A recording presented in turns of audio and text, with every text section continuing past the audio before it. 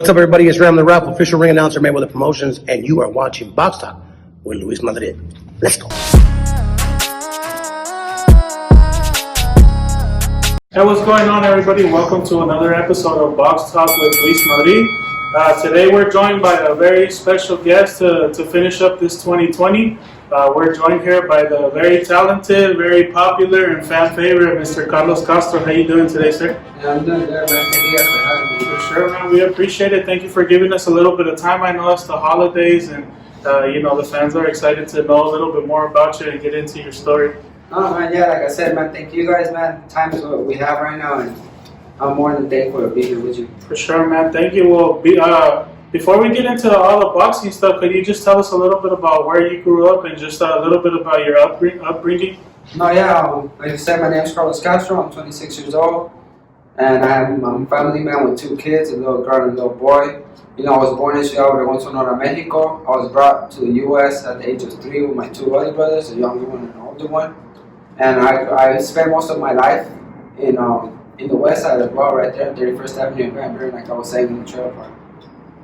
For sure, man. And how was your upbringing? Did you grow up kind of poor, playing any sports, anything like that? You know, I wouldn't say poor, you know. We were at the lower level, of course, but I was fortunate enough to have great parents, man. My mom and my dad that would always work, man. They would always work to give us what we want, to give us what we had, you know. The most important thing now that I'm a dad is I was blessed to always have a roof over my head and food in the table, man. So that was the most important thing, brother. So they kind of instilled that work ethic in you early. You saw it early. Yeah, you know, we're young, so we like being in the streets a lot, you know, hanging around with friends. But like, yeah, man. Like I said, my mom would work from 5 to like 2 a.m. My dad would work from the morning to the afternoon. Then go help my mom out, so I would always see them at work. For sure, awesome. And so, how do you meet boxing? How do you get introduced to boxing? You know, man, it was kind of weird. You know, it was like an accident thing because usually boxers come from the family. You know, there's someone that done it or wanted to do it. And for us, it was nothing like that, you know. I always thought I was going to be a soccer player. I was really good at soccer, you know. I was small. I used to play soccer. But we used to go right down 27th Avenue in Van Buren. There was a bakery shop where we used to go and buy donuts every night when my mom and my dad wanted a coffee with a donut, a little concha, you know. So we used to go in front of the bakery. There was a home gym that we always hear, and we always see little kids coming in and out. And all from one day to another, my dad just said, "Hey, let's go check it out." We checked it out, man, and as soon as we stepped in there, you know, it felt like home. Sure, been going ever since. Yeah, man. We didn't stop, you know. Like I said, it felt like home, you know. Like my first day at the gym. At that home gym, the coach actually said, "Hey, throw him in there." It was a sparring day. I jumped in the ring knowing nothing about boxing, not even knowing how to punch, man. Hey, man, I got my butt handed to me, man. No lie, you know. The kid made me quit in like a minute of the first round. Hey, but I think that was a hunger that stepped in me because the next day, as soon as I got off school, my dad was surprised because I was ready, you know, I put on some clothes and I was ready to head to the gym. He asked me, "Hey, where you going?" And I asked him, like, "Are we going to go to the gym?" And he's like, "You sure you want to?" I'm like, "Of course, man. That dude knew how to fight. I didn't, man. I wanted to whoop his ass, man." Were you already playing soccer too? So did you kind of have the conditioning at least from running around back and forth? Yeah, but man, a lot of people think like, if you run, you're going to have condition for boxing. Yeah. Oh, it's two whole different things, man. It's two whole different things. There's different type of conditioning you need, you know. And I was small, like I said, I didn't know nothing about it. So that's where it all began. And so getting into the amateur, how long does it take you to have your first fight, and how was your amateur career? You know, I trained, I want to say for a couple months, and as soon as I turned 8 or something like that, the gym I was at actually made their own show. And they put me on there, and I had my first amateur fight there, where, you know, like a lot of people would say, "Oh, since you're really good in your pros, do you have a good career going right now?" They would think I started off great. No, man, my first 3 amateur fights, I lost those fights. But like I said, it was all fun and games, man. And I'm sure, I mean, that says a lot about you too, because I mean, imagine being a young kid or whatever age you were when you started, and then you go 0-3. I'm sure at some point in time you probably wondered, am I really going to do this? Yeah, man, but like I said, I was doing it for fun. It was never like, I never thought it was going to be something serious or it was going to be something in the long run, you know. It was a hobby, it was fun, it was just something I can distract myself. And, you know, I'm thankful for that. But I mean, the cool part about it is it ended up leading into like 190 fights or 190 wins or something. Yeah, man, we almost had like 200 amateur fights. You know, we won a couple of national tournaments. You know, the ones I could have gone to, because like a lot of people don't know is that if you're not a U.S. citizen, you can't attend to a lot of national tournaments. You have to be a U.S. You have to be from the U.S. in order to compete. Which is. That sucks, I would imagine, because that ends up affecting you even as a pros, like money-wise and stuff like that. The promoters want to sign the fighters with all the big tournaments and all that stuff. Yeah. Promoters want fighters that have a big amateur background, you know, Olympians, ex-Olympians, national. And, you know, unfortunately, not only me, but a lot of other fighters that are up there were affected by that. And is that something that leads to the decision to go pro? Is that one of the reasons you went pro? Because you're probably like, well, what else is there to do in the amateurs? No, actually, what a lot of people don't know is, you know, I grew up at the trailer park. You know, there was a lot of stuff where my brother was a gang member, my younger brother was following his footsteps. My dad actually went to jail, and we're a real close family where when he went to jail, it really hurted us. So, like I said, having your brother as a gang member, looking up, you're always the younger one, so you look up to your older brother, you know, looking up to him. I would see so many people give him respect for how he was and stuff like that. And then I wanted to be like him. So what a lot of people don't know is that from the age of 15 to like 17, I stopped fighting completely. I went to high school. I went to Carhagen High School, you know. I wanted to be like him, so I wanted to start acting like him. I wanted to follow his footsteps, you know. But fortunately, I met my wife, and I had my kid, and, you know, that's what decided for me to go back to the gym, because she didn't know I boxed, but she heard like the background I had, that I was really good and stuff like that. So she pushed me to go back to the gym, and that's what led me to turn pro. Sure. And speaking about that, you know, maybe the troubled upbringings or whatever you want to call it. I remember before, not the last fight, but your February fight, I think it was. Yeah. I know that you visited Chicanos por la Causa. Yeah. How big is that for you, and how important is it to kind of give back to you and go visit those places where the struggling kids are at, where you maybe might have visited when you grew up? Yes. You know, that was a real special moment for me. Why? Because I used to go to that Chicanos por la Causa since I was small. Every night after school, we would spend hours there, you know.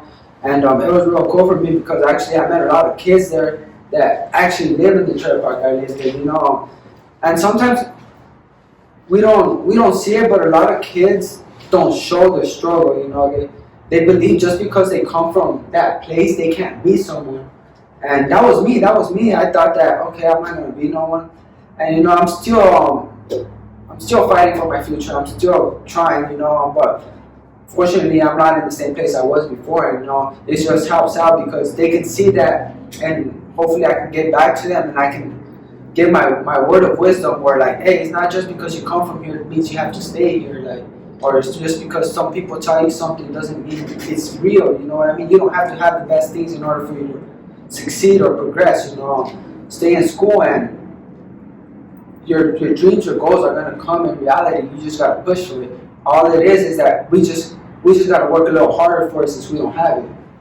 For sure, man. Like they say, boxing is a poor man's sport. The majority of the gyms you go to, they're all beat up. The bags and everything. Yeah, man, but it's a poor man's sport, man, but that doesn't keep the little kids or anybody else hungry, you know what I mean? It keeps them going, you know. They don't see it. All they see is a boxing bag where they can punch and release their stress. Man, I think so you gave us some tickets too, right? So some of them probably got to experience their first fight. Yeah. At the time. We went twice, actually. We went once, you know, just to give out toys and stuff like that. And then I promised them, like, hey, if I was to fight here in Phoenix, I'll come and give out tickets, you know. And I got together with my promoter, and he was there, and he's like, hey, Carlos, like, it's good what you're doing, you know, I'm willing to help you out. And yeah, I found out I was fighting in February, and we just came back and gave out. We gave out over like 60 tickets. That's cool, man. And that was a really fun event. I remember being there, and it was right before a good old Corona. So Yeah. that was the first time I got to attend. The last time I got to attend the live show. No, yeah. Yeah. But speaking about good old COVID, man, how has this crazy 2020 been for you? Especially living in California. I'm sure the shutdown was even crazier. Yeah, man. Yeah, the shutdown was crazy, man. It didn't only hit me; it hit a lot of people by surprise. Like, hey, we're shut down. We're like, what? Like, everything's done. No sport, no nothing. And that's what I live off of, boxing. A lot of people think like, oh, boxers have all this money. No, we live off fighting, so we need to fight.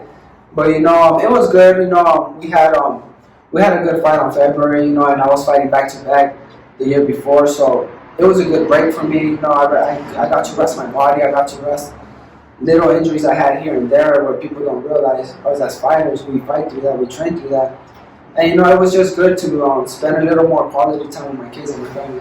And by any chance, were you one of those people that kind of maybe downplayed it a little bit at the beginning, like it's something that's going to pass, or you don't really get too scared for it at first? No, you hear it, you're like, oh man, is it serious, is it not serious?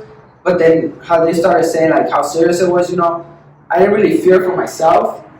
I fear for my kids. My daughter's 3 years old. My son's gonna be 10 in January. So it's more for them. It's more like I gotta be careful because of them.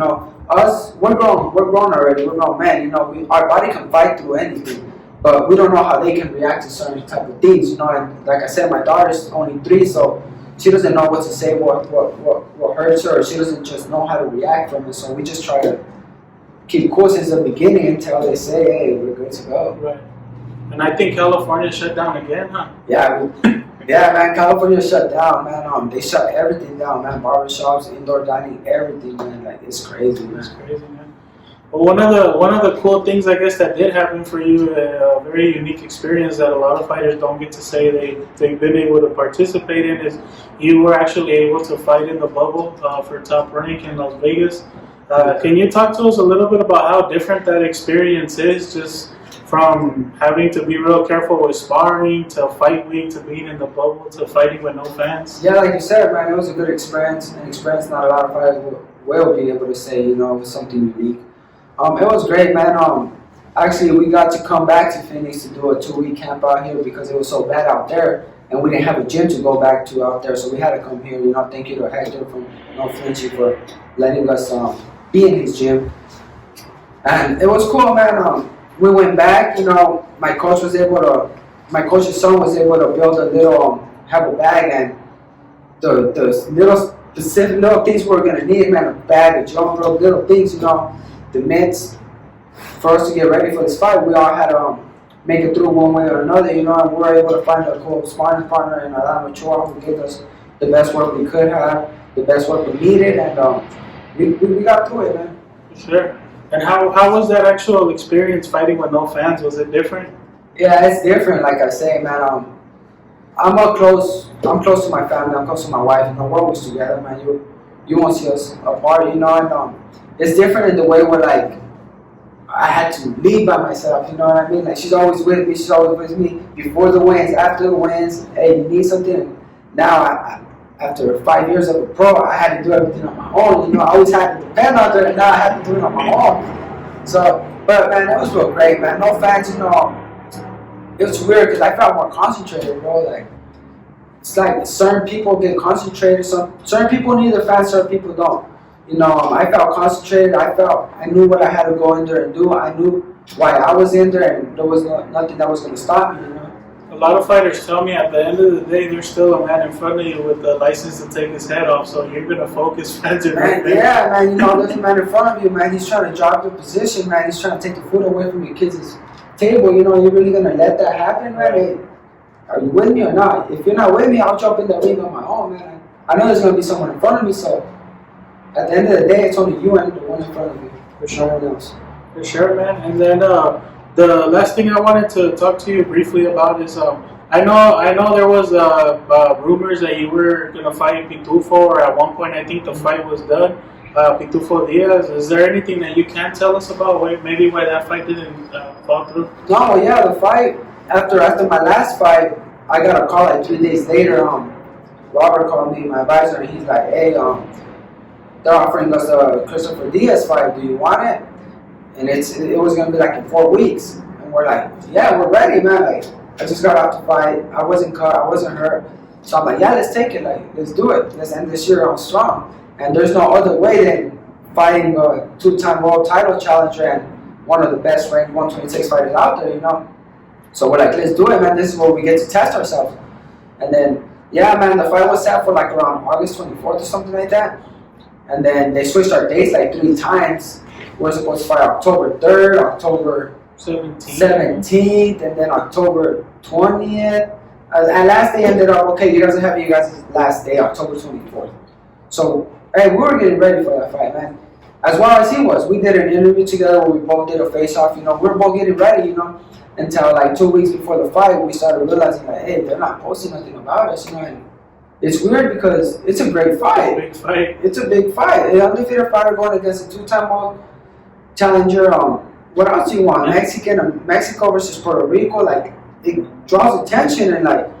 I think the 17th or the 24th date, that was like on the Loma Lopez card too, so that would have been crazy. Yeah, well, the 17th they had said, oh, you guys are looking forward to putting you guys as a co-main event for that. Yeah, So we're like, okay, it makes sense. It's a big fight.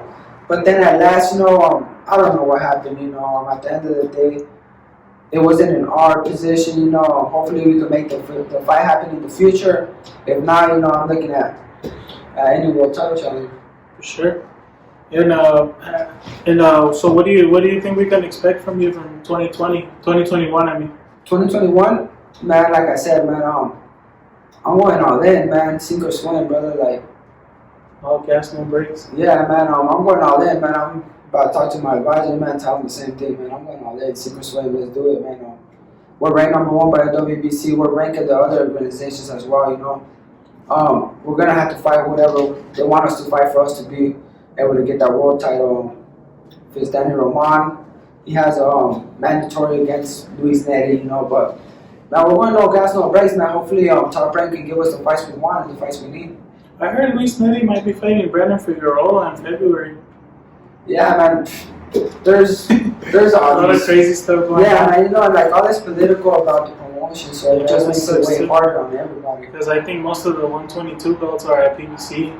Yeah, man. Angelo Leo, Eddie, and the other one, I think the Zone has it. IBF. The IBF and the WBA, they both have it. So it's just hard, you know. We just gotta try to climb ourselves up there to be the mandatory because, like I said, there's a lot of political in the promotions right now where no one wants to lose those belts. For sure, man. Well, the next thing that I want to get into is just some brief fight breakdowns. I got 3 fights for you. Just let me know how you see them going down. Okay? The first one that we got for you is Ryan Garcia, Luke Campbell.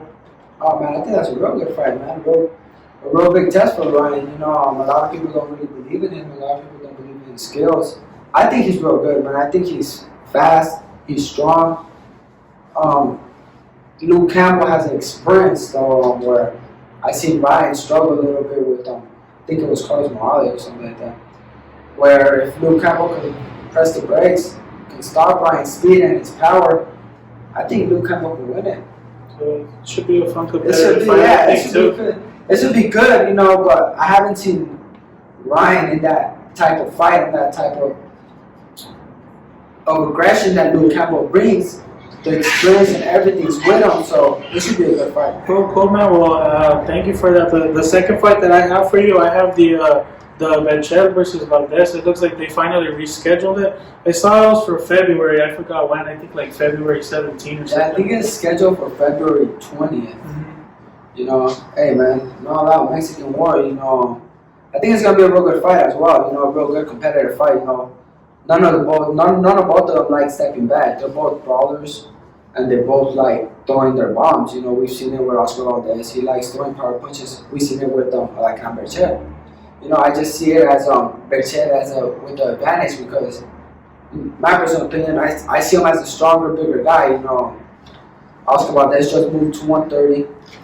He looks as a smaller guy, like, and I think that he hasn't been showing that aggressive he showed at the beginning of his career. He hasn't been showing it right now. I don't know if it's because he's barely getting used to it right now, so his style.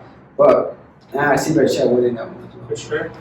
And then the last one that I have for you is Estrada and Chocolatito. That one, I think it's for late January too or February. They confirmed it yesterday. Okay, yeah, hey, that's another great fight, man. You know, that's good that the fights are coming back. You know, 2021 is coming back with a bang. You know, all these promotions are making all these good fights.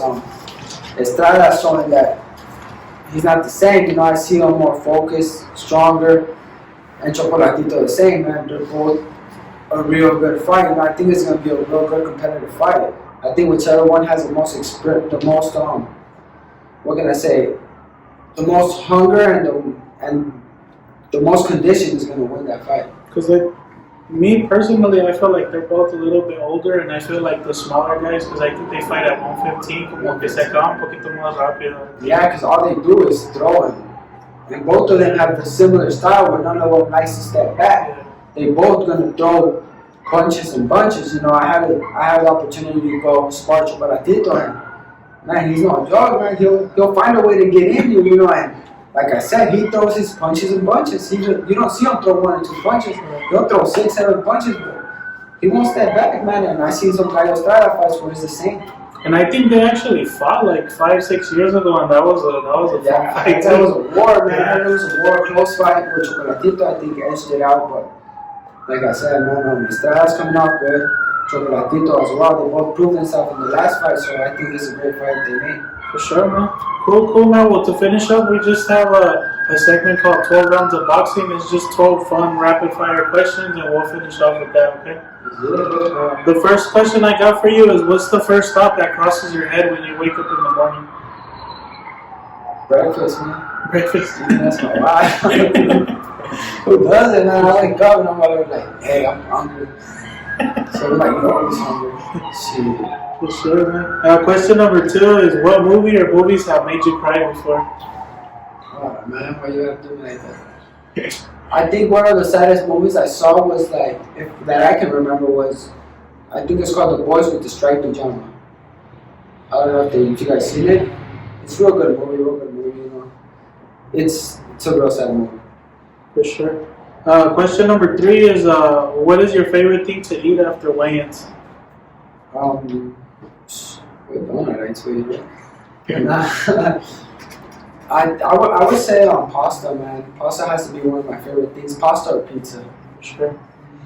Question number 4 is, what is the Carlos Castro music playlist like?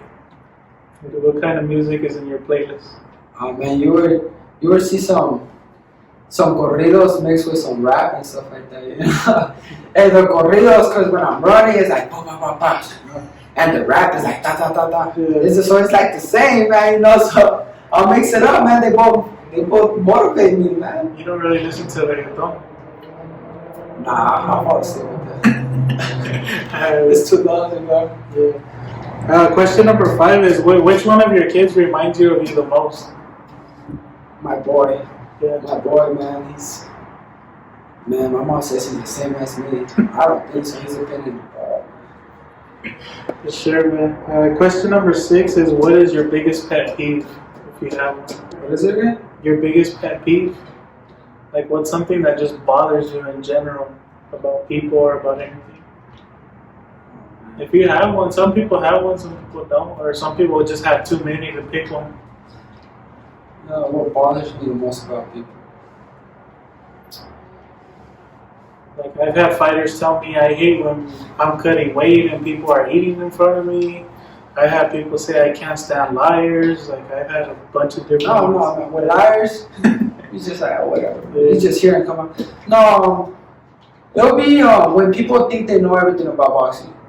When people think they know everything about boxing, and when people try to give you advice of what you're supposed to do in the ring, and they never stepped in the ring before. I think that would be one of my, something that just pisses me off, man. You get in there, bro. Shit. Alright, question number 7 is, do you follow any other sports closely? Soccer, man. Soccer? Do you follow it or you just play? Nah, I follow it, man, every day. I actually, it's weird because I actually don't like watching boxing, man. I don't know why. Something that people ask me, like, why don't you watch it? I don't know, dude. Not even the big like pay-per-view fights. I watched the big fights, like the Danny Garcia versus Spence. We watched that. We watched the Canelo fight, but other than that, like, it doesn't call my attention. But if you say a soccer game, man, I'll be right in front of the TV and I'm earlier. So I even tell my wife, "Hey, you gotta go with the kids." Like, I'm gonna watch my game, man. I swear. Do you have a favorite team? My favorite team from Mexico, I get criticized a lot, but it's America, man. I don't know about soccer, so I'm not gonna judge you. Yes. If I knew, I'd probably be like, "What?" But I don't want to like soccer. It's Club America, man. For sure, man. Question number 8 is: what is your favorite exercise and what is your least favorite exercise where you just cringe like, "Oh, I can't stand the exercise"? My favorite exercise would be, I would say running, man. It takes the stress away, you know. You just put on your headphones and just start jogging, you know. And Least my favorite? least favorite would be, I would say the push-ups or the pull-ups. The pull-ups, man. My strength conditioning coach said, "Hey, you gotta get up there." Oh, man, are you serious? Speaking about running, how's you're in California, the weather's beautiful. How's it running Little South Mountain in the middle of August coming back from Cali? Oh, man. Talking about running over here, man. I've been running over there. It's great, bro. You'll feel that little breeze and everything, dude. And man, I ran here on, what I want to say, on Saturday, dude. I went to go take a little jog like at 11, dude. And bro, I came back, bro. I regret it, man. My face was red. It was burning, dude. I was like, what the hell? It's not even hot outside. It's just different. It's more Yeah, dry. dude. It's more dry, dude. Damn, man. Sure. And I want to come back. All right, man. And question number 9 is: a lot of fighters spend their whole life, their whole career, chasing a world title. Well, what would a championship mean to you personally? Nah, man, it would be a lot, man. It would be, like I said, a dream come true. You know, something as a fighter you see. You look up to your fighters, watching them win world titles. So that's a dream come true. You know, winning a world title would be everything. You know, I know that winning a world title is a step closer to my family's future. You know, not only my future, my family's future. You know, I'm getting older, so I'm trying to set my kids up for a better life than I have. Okay, for sure. Question number 10 is: what has been the worst job you've ever had? The worst job I've ever had would be my first job, man, at a scrapyard. Right here on 35th and Broadway, man, at the scrapyard, man. It'll be 120 outside, man. We'll be picking up metal outside. On the back, man, oh, man, it was hot. It was worse than landscaping? It was way worse, man. I'm a fan of landscaping, if you say that. For sure. Question number 11 is: when it comes to wings, do you prefer flats or drums? That's not a question, bro. Yeah, it is. Bro. Just like saying Wingstop or Buffalo Wild Wings. Come on.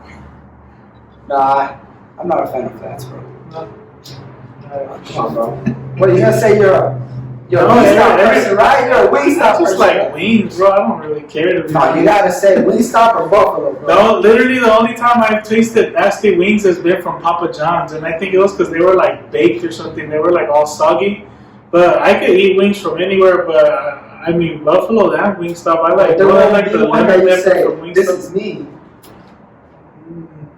I don't think so. But That you would prefer? I even eat Hooters, and a lot of people hate Hooters wings. Hooters are alright. Yeah, they're Buffalo wings. Yeah, they're alright. Which one's better, Wingstop or Oh, Buffalo? Buffalo, bro.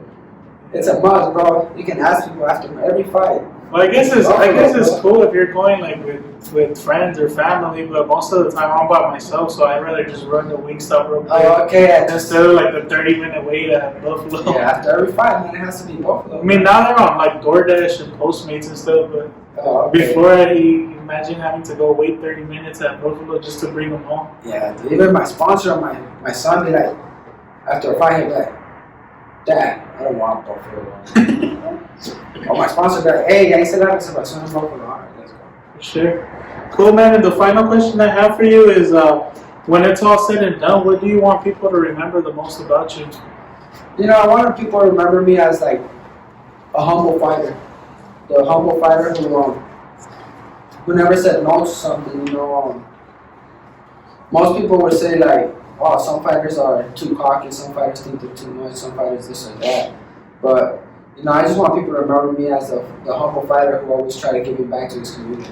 For sure, man. Sounds good. Well, before we let you go, do you have any last words for your family, your supporters, your fans, and any social media you want to give up? No, yeah, man. I want to thank my family, my wife, my team who's always been supporting me, man. My coach, everyone back in Cali who's been supporting me, everyone from Phoenix, man, that's been supporting me, that's been 100 with me. Thank you guys so much. It really means a lot. For sure, man. Well, again, thank you for giving us some of your time. I appreciate you for joining us, and thank you everybody for watching another episode of Box Talk with Luis Madrid. God bless everybody. Thank you. What's going on, everybody? Thank you for tuning in to another episode of Box Talk with Luis Madrid. Make sure you like, comment, subscribe. Let us know who you would like us to interview next, and stay tuned for the next episode. Thank you very much, and God bless.